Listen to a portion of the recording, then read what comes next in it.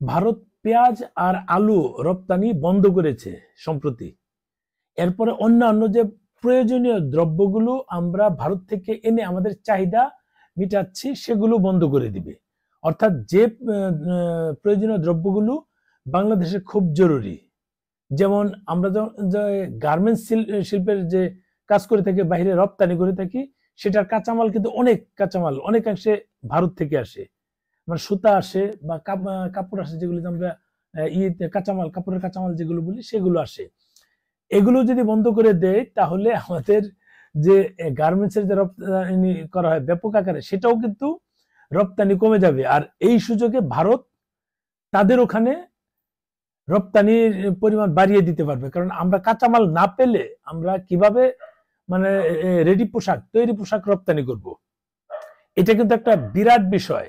এখন আমরা যারা এটা নিয়ে শুধু মাতামাতি করি যে Bharat boycott, Bharat boycott, Bharat boycott, Bharat boycott, শুধু ভারত বয়কট নিয়ে আছি, তাদের কি এই বিষয়গুলো মাথায় কখনো ঢুকেছে?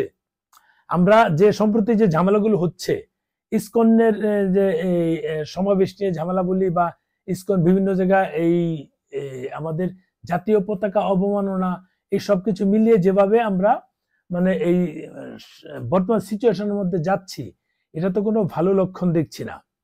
আমাদের জাতীয় পতাকা কখনোই অবমাননা করা যাবে না, সেটা কখনোই আমাদের মানে কি বলে এই অপমান করা যাবে না, এটা সাংবিধানিক একটা বাধ্যবাধকতা আছে। অর্থাৎ জাতীয় পতাকা অবমাননা করা মানে সংবিধান অস্বীকার করা, সংবিধান অবমাননা করা, এটা মানে দেশদ্রোহিতা, সোজা কথা। এটার এই কারণে কিন্তু মামলাটা হয়েছে। যদিও দু একজন উপদেষ্টা প্রতিনিয়ত সংবিধান অবমাননা করছে, সংবিধান বহির্ভূত কথা বলছে, সংবিধান মানছে না, তাদের ক্ষেত্রে মামলা হবে না, কারণ তারা তো সরকারে আছে। যেমনটা আওয়ামী লীগের সরকারের সময়ে সেম ঘটনা ঘটতো, তারা যাই বলুক কোনো সমস্যা নেই, আমরা একটা কথা বললেও ভয়ে ভয়ে বলতে হতো, কারণ অনেকে মামলা খেয়েছে। এখনো কিন্তু সেম হচ্ছে। এখনকার আমাদের মিডিয়াগুলো যে বিশেষ করে ইনকিলাব, ইনকিলাব আছে, বাংলা ভিশন আছে, এদের শিরোনাম দেখলে আপনি পাগল হয়ে যাবেন। বলবেন যে আমি এখানে না থেকে আমাকে পাবনা একটা সিট রেডি করে দেন, আমি পাবনায় গিয়ে আরামে থাকি।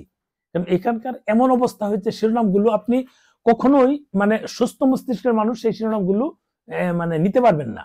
ইনকিলাব আর বাংলা ভিশন, এদের শিরোনামগুলো আপনি খেয়াল করে দেখবেন, মানে মনে হবে যে পুরো দেশটা একটা পাগলা করো, আপনি গিয়ে পাবনা থেকে ভর্তি হয়ে থাকবেন, অন্তত ওদের সাথে ভালোভাবে থাকতে পারবেন।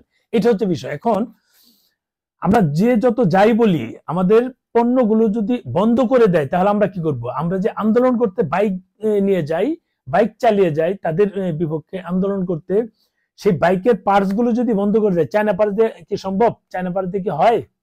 সে বাইক অথবা গাড়ি, টাটা গাড়ি আছে বা অন্যান্য গাড়ি আছে, যে পার্টস গুলো আমরা নিয়ে আসি, সেগুলো বন্ধ করে দিলে কি হবে? প্রয়োজনীয় দ্রব্য ধরুন পেঁয়াজ, এই আলু, ডিম, পরে কাঁচামরিচ, এগুলো তো প্রয়োজনীয় দ্রব্য, কন্টিনিউ আসছে। এবং ইদানিং চাল আসছে, যেহেতু আমাদের বন্যা পরবর্তী সময় চালের একটু ঝামেলা হচ্ছে, এটা হয়তো আরো 1-2 মাস 3 মাস আমদানি করতে হতে পারে। এখন আমরা বাঙালি হচ্ছি, আজকে বন্যা হয়েছে, কালকে স্বাভাবিকভাবেই আমাদের সরবরাহ বন্ধ, আমাদের 2-4-5 দিন কষ্ট করতে হবে, সেটা আমরা মানবো না, বা 10 দিন কষ্ট করতে হবে, সেটা আমরা মানবো না। কারণ ভারত যদি বন্ধ করে দেয় সবকিছু রপ্তানি, আমাদের বিকল্প অপশন খুঁজে বের করতে হবে। সেগুলো খোঁজার জন্য আমাদের অন্য দেশে যাইতে হবে, বা অগ্রিম কথাই বলে রাখলাম, এলসি দিয়ে সেখান থেকে জাহাজে করে মাল আসবে, এনে তারপর আমরা সেটা পাবো। সেটা সময় সাপেক্ষ বিষয়, এবং দাম বেশি হবে, হোক, সমস্যা নেই, সময় লাগবে, কিন্তু আমরা সেটা মানবো না। আমরা আজকে বন্যা হয়েছে, কালকে আমাদের সরবরাহ বন্ধ হোক, অসুবিধা নাই, পরশুদিন থেকে আমাদের ফুল সরবরাহ করতে হবে। এটা যে সরকারই আসুক, আওয়ামী লীগ হোক বা এখনকার সরকার হোক, আমরা তাদের উপর প্রেশার ক্রিয়েট করতে থাকি। এই হচ্ছে আমরা বাঙালি। বাঙালি বলা যায় আমরা বাংলাদেশি। আমাদের চিন্তা ভাবনা এরকম যে যে যখন ক্ষমতা থাকে জোর করেই তাদের চাইতে মেটাতে, এই বাধ্য হয়ে কিন্তু আমাদের ভারতের সাথে আমরা কমিউনিকেশন রাখি, যোগাযোগ রাখি, তাদের কাছ থেকে আমদানি করি, এবং কম টাকায় পণ্য আনতে পারি। আমাদের জাহাজে করে আনলে খরচ অনেক বেশি হয়। আমাদের আজকে প্রবলেম, রাতে এমার্জেন্সি এলসি দিয়ে সকালবেলা মাল ঢুকিয়ে দিলে কিন্তু আমাদের চাহিদা কমে, কারণ আমরা বাংলাদেশিরা যারা ব্যবসায়িক আছি, প্রত্যেকটি হচ্ছে মানে ধর্মীয় লেফাজদারি এবং ধর্মের দোহাই দিয়ে আমরা ইচ্ছে মতো আমাদের সাথে ব্যবসা করতে পারি। এই হচ্ছে আমাদের চিন্তা ভাবনা।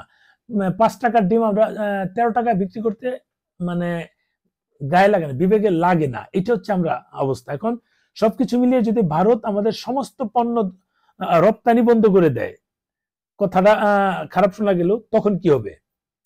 আমরা যে মূল্যস্ফীতি বলি বা যাই বলি, আমাদের যেটা সেটা তো বাজে অবস্থায় আছি।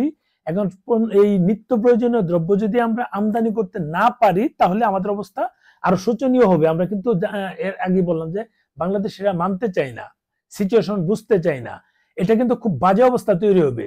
আমরা যেটা পেঁয়াজ আলু বন্ধ হয়েছে, আলু 100 টাকার নিচে কখনই পাবো না। একটা সময় প্রচলন ছিল আগে তত্ত্বাবধায়ক সরকারের সময় যে বেশি করে আলু খান, ভাতের উপর চাপ কমান। এখন বেশি করে ভাত খান, আলুর উপর চাপ কমান, উল্টাটা হবে। কারণ 70-75 কেজি চাল পাওয়া যায়, কিন্তু আলু যখন 100 টাকা 400 টাকা ছিল, সেটা নতুন আলু, যাই হোক, মানে 100 টাকা হয়ে গেলে আমরা কিন্তু আলুর উপর চাপ কমিয়ে ভাতের উপর চাপ বাড়াবো।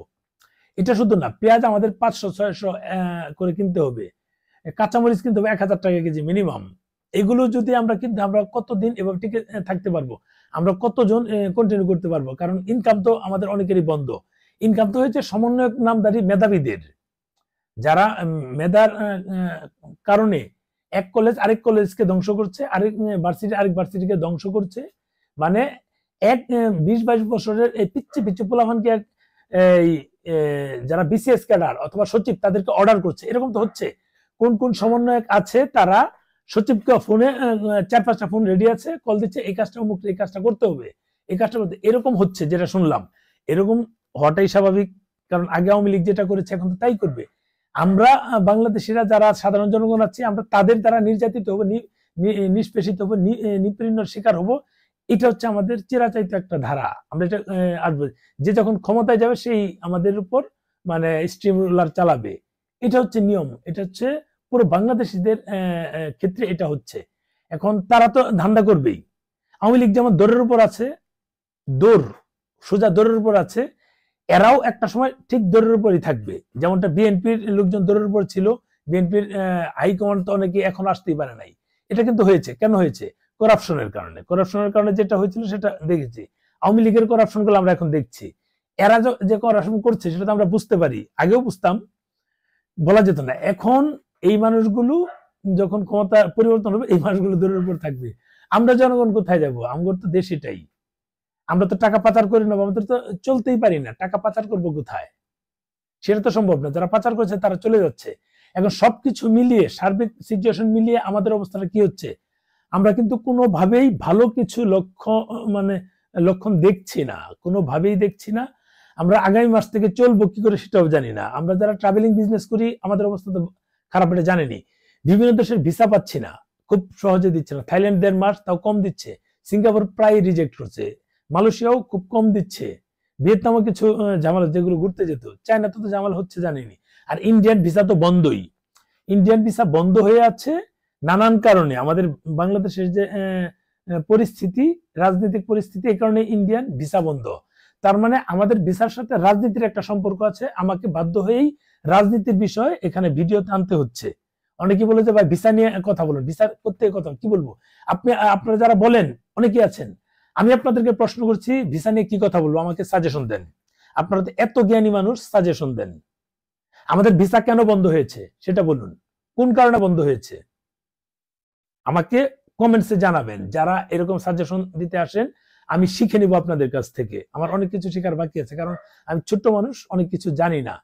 ভিসা কেন বন্ধ, ভারতীয় ভিসা, সেটার জন্য সাজেশন দিবেন, জানাবেন। টুরিস্ট ভিসা কেন পাচ্ছে না বা কবে নাগাদ পেতে পারি সেটা জানাবেন। আমাদের মেডিকেল ভিসার এত এত রোগী আছে, তারা পাচ্ছে না ভিসা, তাদের বিষয়ে কিভাবে কবে থেকে স্বাভাবিক হবে বা কেন স্বাভাবিক হচ্ছে না, এই ভিসাগুলো কেন স্বাভাবিক হচ্ছে না, সেই বিষয়গুলো জানাবেন। আগে যখন নির্বাচিত সরকার ছিল, মানে গণতান্ত্রিক সরকার ছিল, যেভাবে আসুক, তাদের সময় কিন্তু ভিসা অ্যাভেলেবেল হয়েছে। বিএনপি বলেন, তত্ত্বাবধায়ক সরকারের সময় ছিল, আওয়ামী লীগের সময় তো ছিলই। কিন্তু এখন আমরা ভিসা পাচ্ছি না কেন? কি রেস্ট্রিকশন আছে? এত রেস্ট্রিকশন নিয়ে তো আর ভিসা মানে হতে পারে না। কি কি আছে সেগুলো একটু জানাবেন। আপনার কাছে আমাদের অনুরোধ, আমার অনুরোধ, আপনারা যারা বেশি বুঝেন তারা একটু আমাকে বুঝাবেন। ভাই আমি কম বুঝি, আপনাদের কাছ থেকে শিখতে চাই। আপনারা আমার শিক্ষক, গুরু, আপনারা আমার গুরু, ঠিক আছে? যাই হোক, আমরা যেটা ফিল করছি, আগামী 3 মাস যদি ভারত আমাদের পণ্য রপ্তানি বন্ধ করে, ভারতের অনেক ক্ষতি হবে, কোনো এটা অবকাশ নাই। কিন্তু আমাদের কি হবে? আমরা কি 3 মাস কন্টিনিউ করতে পারবো কিনা, আমাদের কি 3 মাস যাওয়া সম্ভব কিনা, আমাদের যে এখন মানে মূল্যস্ফীতি বাড়ছে, এই একটা পণ্য যেটা 100 টাকায় কিনছে সেটাতে 400 করে কিনতে হয়, আমরা কি পাকিস্তানের থেকে পিছিয়ে যাব কিনা? কারণ প্রতিনিয়ত অরাজকতা হচ্ছে। 3 মাস যদি ভারতীয় পণ্য রপ্তানি বন্ধ করে বাংলাদেশে গৃহযুদ্ধ 100%, 1,00,00,000% কনফার্ম, 1,00,00,000% গৃহযুদ্ধ শুরু হবে। আমি বললাম, এটা লিখে রাখেন আমার ক্যালকুলেশন থেকে।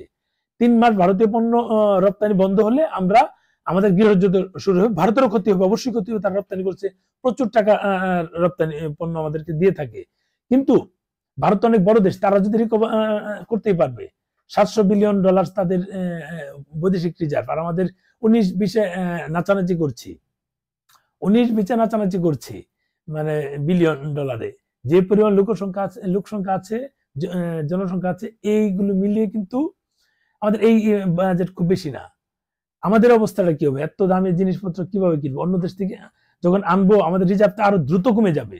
ভারতের সাথে কিছু কিছু ক্ষেত্রে কিন্তু রুপি টাকায় কনভার্ট হচ্ছে, ডলারের উপর চাপ বাড়ছে না। কিন্তু এখন ভারত রপ্তানি বন্ধ করে দিলে আমাদের ডলারের উপর চাপ বাড়বে এবং বেশি দামে পণ্য আনতে হবে, তখন রিজার্ভ আরো দ্রুত নেমে যাবে, আমরা কিন্তু দেউলিয়া হওয়ার উপক্রম হব, আমাদের গৃহযুদ্ধ শুরু হবে। লিখে রাখেন কথাগুলো, যদি এরকম 3 মাস ভারত করে। আর ভারত যে পণ্য রপ্তানি বন্ধ করবে না, নিশ্চয়তা কে দিবে? বন্ধ করতেই পারে, কারণ এর আগে ভিডিও দিয়েছি ইসকন নিয়ে বা অন্যান্য বিষয় নিয়ে, বাংলাদেশের 3 কোটি সনাতন ধর্মের যে মানুষ আছে তাদের বিষয়ে যে এখন আচরণগুলো হচ্ছে, সেটা আসলে মানে কোন বুদ্ধিতে আমাদের সরকার এগুলো মানে অরাজকতা তৈরি করছে আমার জানা নাই। আমরা চাচ্ছি স্বাভাবিক হোক, কিন্তু স্বাভাবিক হবে না, এটা মোটামুটি নিশ্চিত। এখন আপনারা যারা আমাকে ফলো করেন, দেখেন, তারা প্রস্তুতি নিয়ে রাখেন, আমাদের সামনে দুর্ভিক্ষের অবস্থা। এরকম হলে আমরা মানে চলতে পারবো না। আর যদি আমাদের সরকার, এখন যে অন্তর্বর্তীকালীন সরকার আছে, এটা যদি নজর দেয় ভালোভাবে, তাহলে আশা করি এমন কিছু হবে না। যদি নজর দেয়, নজর দেওয়া উচিত, কারণ আমাদের এই অন্তর্বর্তীকালীন সরকার কিন্তু আমাদের ভালো মন্দ বোঝার জন্যই তারা এসেছে, আমাদের যেন স্বাভাবিক অবস্থায় ফিরে আসতে পারে তার জন্য এসেছে। যদি এটা তারা না করে, তাহলে তো আমরা বিপদে পড়বো, কি করবো জানি না, কোথায় যাব।